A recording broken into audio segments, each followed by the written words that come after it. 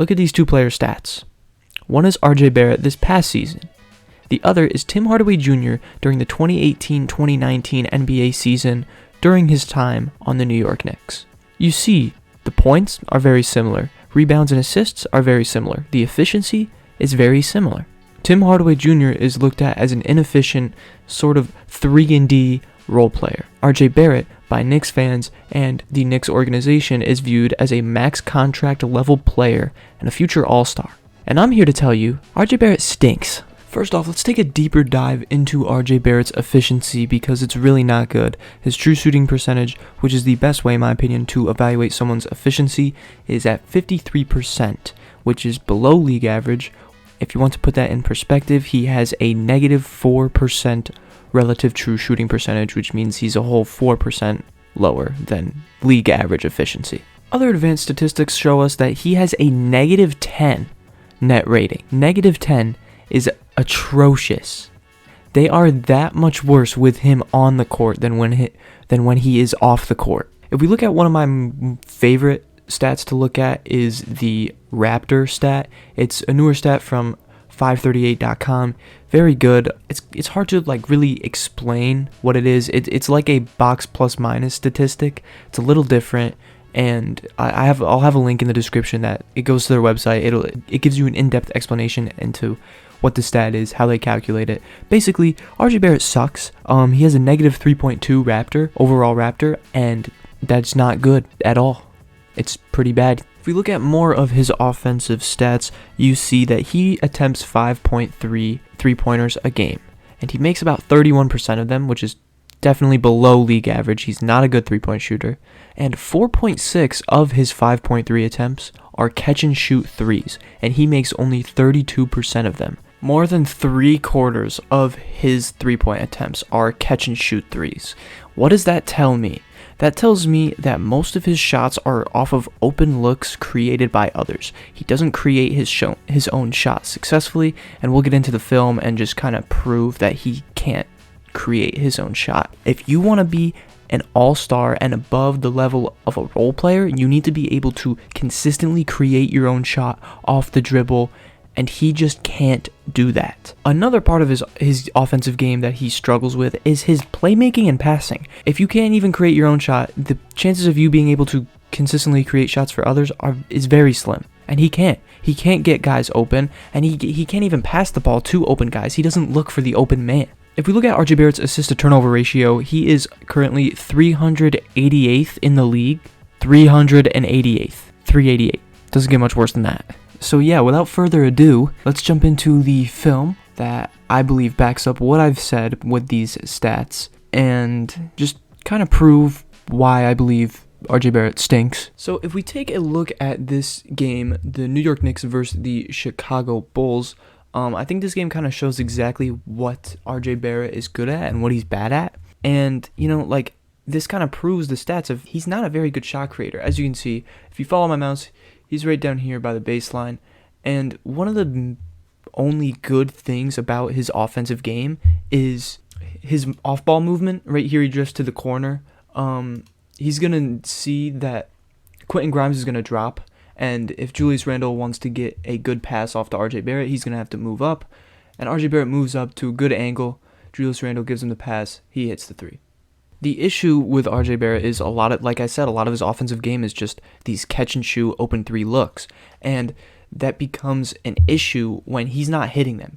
By himself, RJ's not that good of a three-point shooter. I showed the stats. On a relatively decent volume, he only hits 31% of them, and he's very inconsistent. He'll have a game where he shoots 40% from three. He'll have another game where he goes 1 for 7 from three. When he's having one of those games where he's 1 for 7, you get stuff like this. He's wide open for three. If your entire offensive game is getting your shots created by others, you can't create your own shot. If you are not hitting these shots that these people are creating for you, you're a liability on offense, to be frank. Again, on this play, RJ Barrett is down in the paint, and he's going to drift up to the corner right here, and Emmanuel Quickley is going to draw DeRozan, leaving RJ Barrett wide open for three. Right? That's what RJ Barrett brings on offense. He brings this good off-ball movement, but that's it. That's literally it. Like I said earlier, it becomes an issue when you're not hitting these threes, when that's really the only upside you could potentially bring to your team. He's not a shot creator. He's not someone you can consistently give the ball to and be like, okay, go make a play. And you're giving him a max contract to run around the three-point line, hit some shots, and occasionally make a nice layup.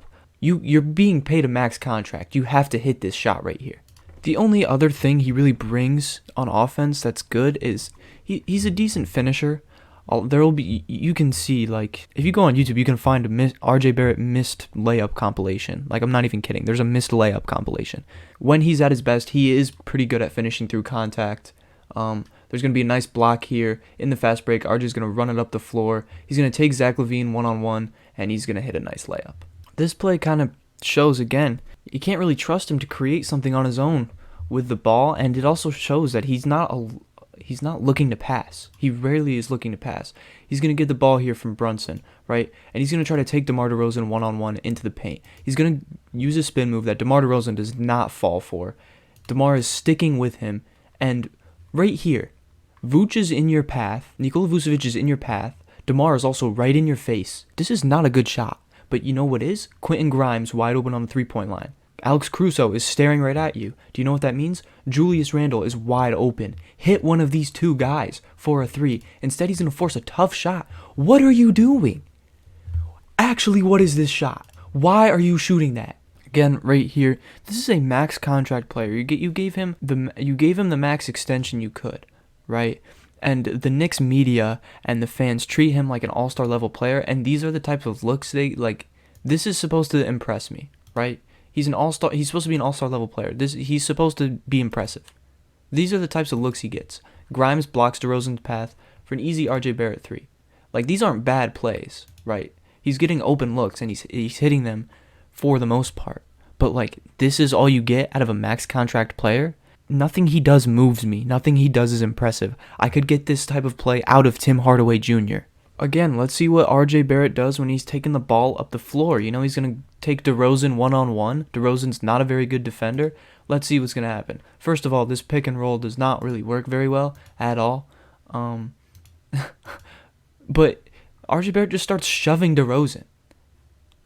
And he gets an offensive foul. This perfectly sums up RJ Barrett as well. See, let's look at this. He's going to be aggressive and move to a spot where he can get the ball from Julius Randle. He's going to cut down here to an open spot where Randle can hit him with this pass.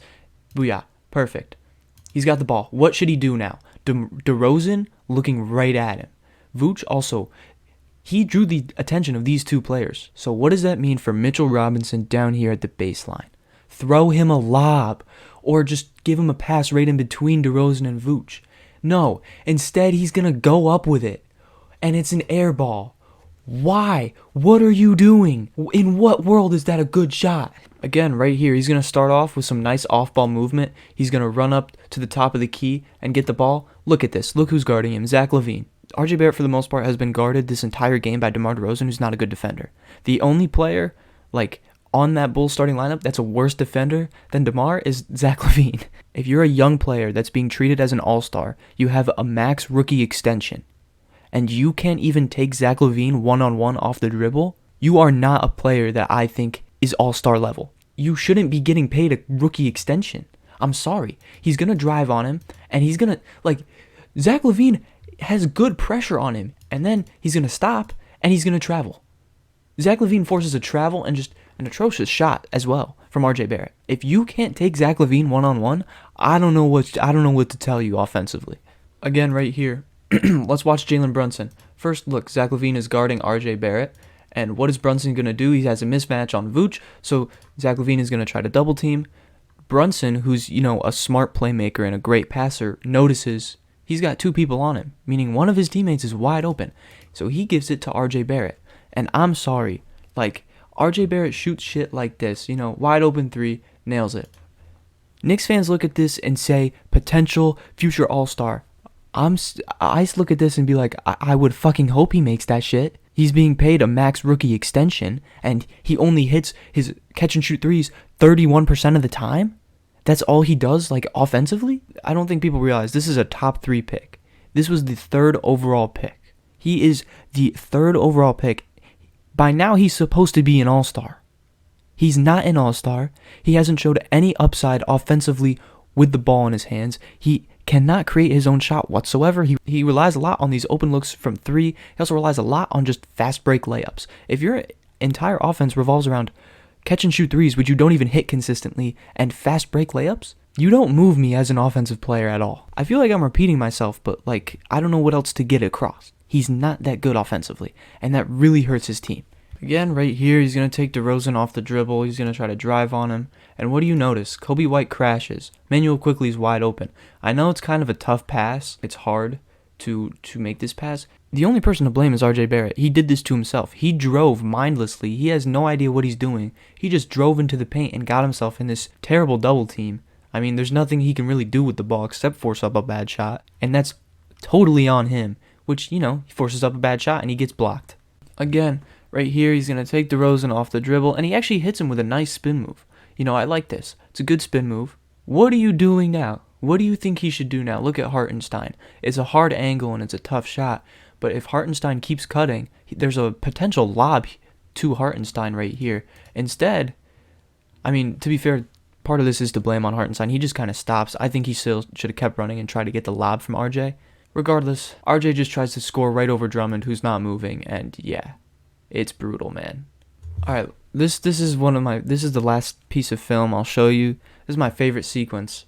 RJ Barrett is gonna give a nice pass to Quentin Grimes. I'll give him the benefit. I'll give him his credit there. Quentin Grimes is gonna shoot it. He's gonna miss. RJ Barrett's in great positioning for an offensive rebound. What is he gonna do? He's gonna drive, which in this situation he's got a decent lane, so I won't shit on the shot attempt. But I will shit on how fucking bad he misses, and then he gets his own rebound again. Impressive fighting for the rebound. What's he going to do? Oh, he's going to go up with it again and get stuffed by Nikola Vucevic, who is a terrible rim protector. Absolutely atrocious. Did y'all watch him in the Heat play-in game? My God, he cannot protect the rim to save his life. And RJ Barrett just got swatted. Oh my God, man. So when we look at the numbers for RJ Barrett in this game, he shot 4 for 7 from 3. If we look at his 2-point attempts, 4 for 7 from 3, that means he shot 10 normal 2-pointers and only made 4.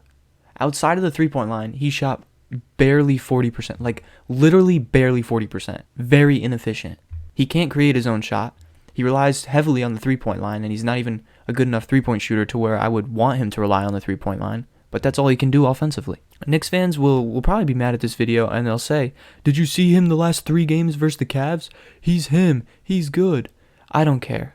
Bad players have good games. And I'm not going to sit here and tell you RJ Barrett is an atrocious player. He averaged 20 points. Even if it was inefficient, you need some skill to average 20 points in the NBA. To me, he's just another one of those inefficient guys that tries to score and can't really do much else. He reminds me of a Tim Hardaway Jr. when Tim Hardaway Jr. was the leading scorer for the Knicks. Obviously, the way they play basketball is a little different. They don't have a similar play style, but they rely heavily on threes and can't really consistently create their own shot, causing a lot of inefficiency. They're not really playmakers or passers. That also hurts them offensively. I will say these last couple seasons, RJ Barrett's turned it around defensively. He's become a solid defender, but not an all-star level defender. He's no one special. And I think on a real championship level team, he's no more than a 4th option or a 3rd option at best. Right now he's the 3rd option, and I still don't trust him.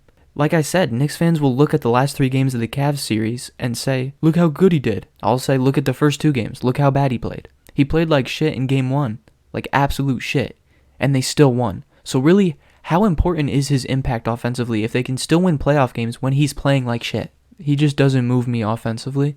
I've said this. I'm going to continue to say it. I don't care if he goes off for 50 points against the Heat. If he hasn't shown anything consistently in the playoffs or consistently in an 82 regular game season to show me that he deserves a rookie max extension and this all-star caliber treatment. Because in my eyes, he's not an all-star and he never will be.